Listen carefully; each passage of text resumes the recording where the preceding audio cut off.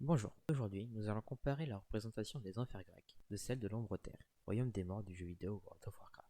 Arrivé en novembre 2020, à l'occasion de l'extension Shadowlands, l'Ombre-Terre est l'endroit où vont, dans des conditions normales, toutes les âmes des morts. Ce monde est composé de 5 royaumes et d'une capitale. Alors dans les faits, l'Ombre-Terre est composée d'innombrables royaumes, et pour des raisons évidentes de gameplay, ce nombre a été grandement réduit. On y reviendra plus tard.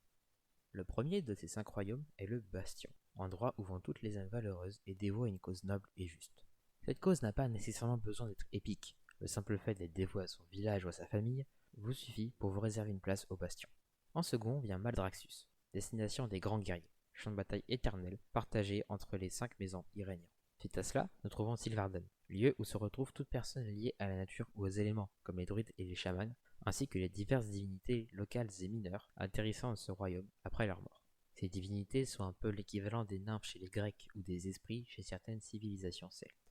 En quatrième position se tient Revendreth, royaume des impitoyables Ventir, où les âmes s'expient de leurs mauvaises actions par la torture avant d'être dirigées vers un autre royaume. Et enfin, nous avons l'Antre, repère des pires monstres qu'a connu l'univers, où des âmes trop fières et retorses que même les tortionnaires de Revendreth n'ont réussi à maîtriser.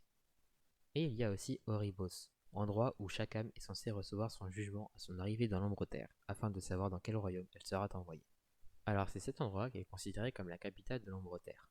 Mais dans ma comparaison, je me tiendrai au côté jugement qu'à cet endroit, car il faut savoir que c'est ce lieu en jeu qui concentre toutes les activités économiques, marchands, taverniers, armuriers. Mais vu que je ne suis pas là pour faire un exposé sur World of Warcraft, je n'en parlerai pas.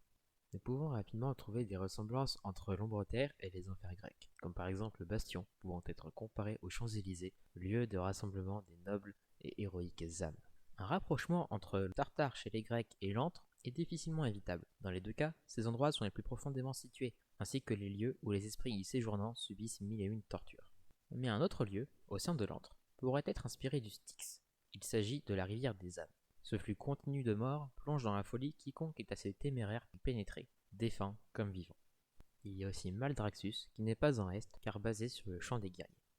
Nous pouvons aussi penser au voile de l'univers de Warcraft, faisant référence à l'Ered. Le voile est l'endroit où errent les âmes récemment mortes, en attendant d'être amenées à Oribos par les Kyrians, habitants ailés du Bastion, faisant quant à eux penser aux passeurs Charons de la mythologie grecque.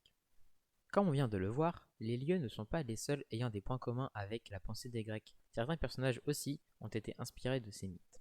C'est notamment le cas du geôlier, maître de l'antre, étant inspiré de la représentation culturelle d'Hadès, un être assez malveillant, comme on peut le voir dans le film d'animation Hercule de Walt Disney Studios, ou comme les entreliges ailés se rapprochant des Érini, agents au service du geôlier, ou encore la reine de l'hiver, gardienne de Sylvarden, pouvant, par certains de ses aspects, faire penser à Perséphone. Mais il y a aussi en Ombre-Terre des différences et des choses n'ayant rien à voir avec la mythologie grecque. On peut notamment penser à Revendreth ou à Sylvarden.